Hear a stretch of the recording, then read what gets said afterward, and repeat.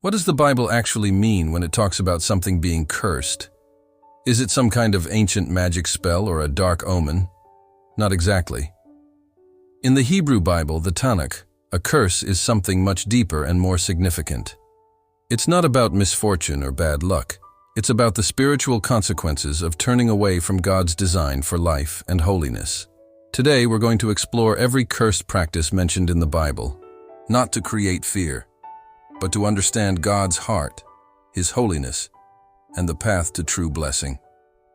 Let's start with the most prominent cursed practice, idolatry. From the moment God gives the 10 Commandments, the warning is crystal clear. You shall have no other gods before me. Why was this so serious? Because idolatry wasn't just about bowing to a statue of wood or stone. It was a fundamental betrayal of the covenant relationship with God. When the Israelites created the golden calf, they were essentially replacing the living God who rescued them from Egypt with a lifeless object they could control. This act represented a rejection of God's authority, love, and protection.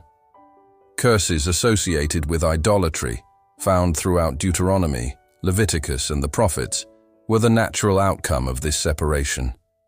When a nation turned to idols, they were also often embracing the corrupt and destructive practices of the surrounding cultures, including injustice and immorality, which led to societal decay and spiritual emptiness. The curse was the inevitable result of disconnecting from the source of all life and blessing. Next, we have witchcraft, sorcery, and divination. In passages like Deuteronomy 18, God explicitly forbids practices like consulting mediums, spiritists, or trying to predict the future through occult means. Again, the question is why? These practices were a direct challenge to God's sovereignty. Instead of trusting God for guidance and provision, people were turning to other spiritual forces and human manipulation to gain knowledge or power. This was seen as a form of spiritual adultery, seeking intimacy and answers from sources other than the one true God. It opened the door to deception and spiritual bondage. The curse here wasn't a punishment zapped from the sky, but the inherent danger and corruption that comes with engaging with dark spiritual realms. God's prohibition was a protective measure, keeping His people safe from influences that would harm and enslave them. He wanted them to depend on His prophets and His word for truth, not on the shadowy and unreliable world of the occult. Another major category of cursed actions involves injustice and inhumanity. The Bible is filled with commands to care for the poor, the widow, the orphan, and the foreigner. Leviticus and Deuteronomy lay out specific curses for those who exploit the vulnerable. For example, moving a neighbor's boundary stone to steal land, accepting a bribe to condemn an innocent person, or mistreating one's parents were all acts that brought a curse. This shows that God's holiness isn't just about religious rituals.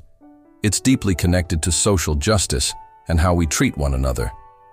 A society that allowed the powerful to prey on the weak was considered corrupt and spiritually broken.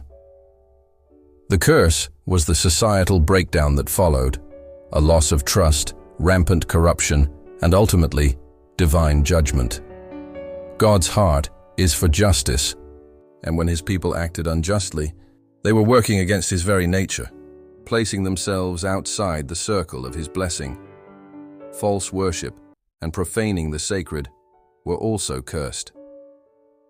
This isn't the same as idolatry.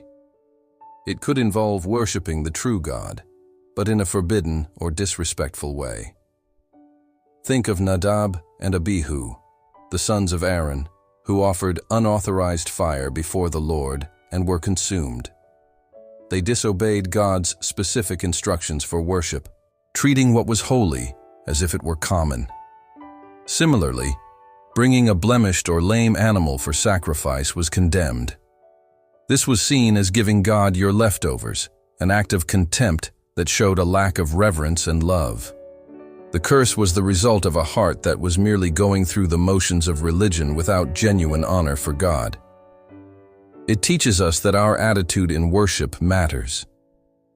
God desires authenticity and a heart that truly values His presence, not just empty, ritualistic performance. Dishonesty and breaking vows also fall under cursed practices. The book of Zechariah describes a flying scroll, a curse going out over the whole land against everyone who steals and everyone who swears falsely. Lying, especially when under oath, was a serious offense because it perverted justice and destroyed the fabric of a trustworthy community. A vow made to God was considered a sacred bond, and breaking it was a grave sin. It was a sign of a deceitful heart that could not be trusted by God or man. The curse on such behavior was the erosion of personal integrity and social trust. When words have no meaning and promises are easily broken, society descends into chaos. God's kingdom is built on truth, so intentionally embracing deceit places one in direct opposition to him. Finally, let's talk about pride and rebellion. While not always listed with a specific "cursed is the one who" formula, pride is presented as the root of many cursed actions. King Nebuchadnezzar was judged for his arrogant pride. The Tower of Babel was an act of collective human pride, trying to make a name for themselves and reach the heavens on their own terms. Pride is the ultimate act of self-idolatry, placing ourselves at the center of the universe instead of God. It's the refusal to submit to God's authority and wisdom. The prophets like Isaiah and Jeremiah repeatedly warned that pride leads to a fall.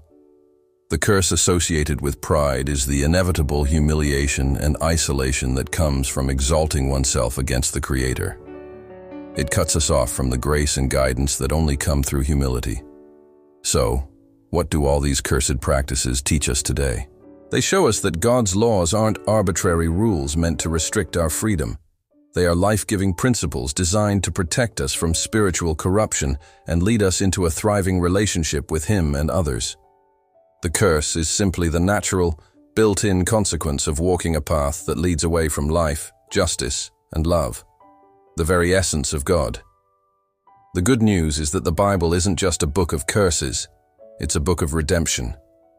For every curse, there is a call to repentance and a promise of restoration. The story of the Bible is a story of God making a way for us to be free from the curse of sin and death. It's about understanding God's holiness so we can choose to walk in His ways, not out of fear, but out of love for the one who offers true blessing and abundant life. Thank you so much for joining us on the Tanakh Bible channel. If this exploration of Scripture helped you, please give this video a like and subscribe for more deep dives into the Bible. Let us know in the comments which one of these practices was most surprising to you. Let's continue to learn and grow together. Shalom.